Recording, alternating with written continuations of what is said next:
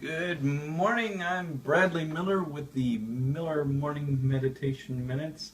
And in case you're wondering, I am here with my lovely wife. Hello. She gets a opportunity to experience blue flu because of the World Series winning Kansas City Chiefs. We're such sport fans. You can tell how much sports we watch. The World Series winning Kansas City Royals. I don't know what the Chiefs are going to do this year, but hey, that's another story altogether. It's prophetic.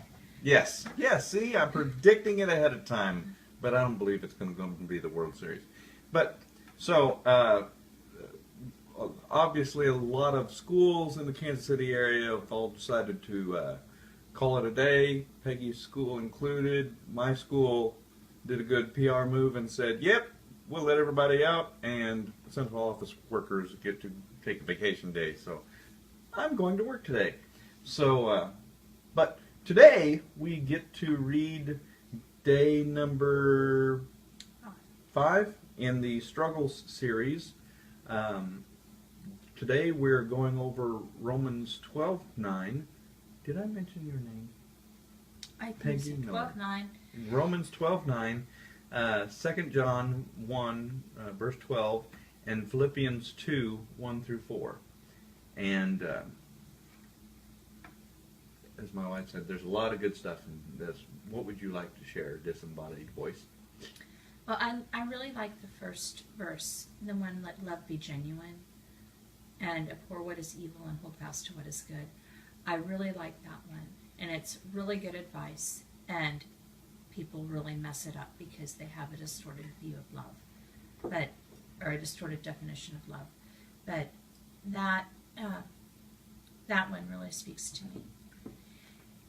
This one, though, in 2 John 1:12, it talks about how he doesn't want to really write to them, but he's anxious to see them face to face.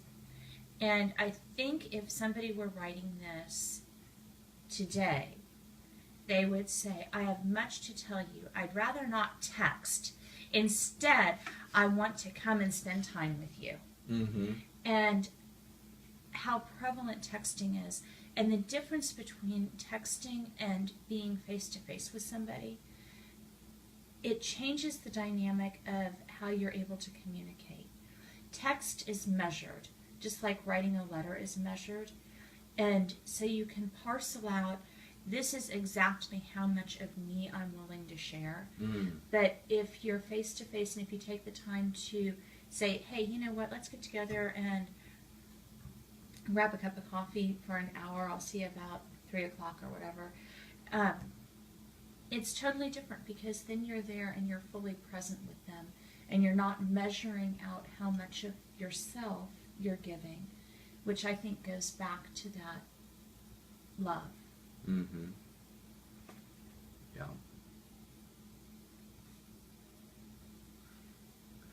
I also like the last verse, but I'll let you talk. Okay. So, the last one,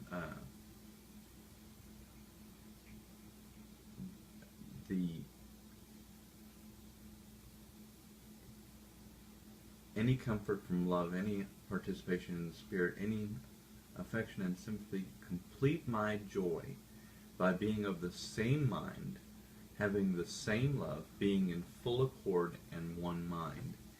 That right there, whenever you go and how will you know my people? They will be like this, the fruits of the Spirit, and they will be of one accord. Do nothing out of selfish ambition or conceit, but in humility count others more significant than yourselves. It all goes back to those things of love your neighbor as yourself. You know,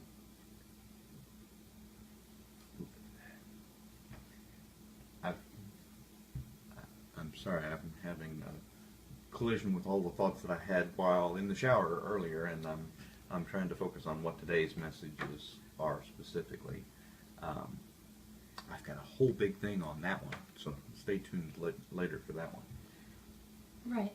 And counting others as more significant than yourselves means that you're reaching out, you're outwardly focused, not inwardly focused. But then I think this last verse is also really important because I think one of the things that people have reservations about when they're thinking about Christians or devoting themselves to that is that, well, that just means that I'm nothing. Well, it doesn't mean that you're nothing. It means that you're more than what you were. And this last verse, it's not that you don't take care of your own things. Let each of you look not only to his own interests, but also to the interests of others. It's not that you're not taking care of your own things. You're not taking care of your own house. You're not providing for your family. It's just that you're not absorbed in that. You take care of your own, but you also help others take care of theirs. Yeah. Yeah, you're not, I'm just going to go and serve, and meanwhile, I'm not serving myself. I'm ignoring all of my needs because I'm going over and doing all of these things for others. Or the needs of the family. Mm-hmm. There's a definite, everything is ordered in God's world. In God's world. Everything is ordered. And he is to come first. But others isn't next. Mm-hmm. Yeah. Yeah, I like over in Romans 12:9, I'll finish off with that thought. Let love be genuine. Abhor what is evil and hold fast to what is good. That's just... And I'm over time, and I'm going to get my hair plucked out again. So we will catch you again tomorrow.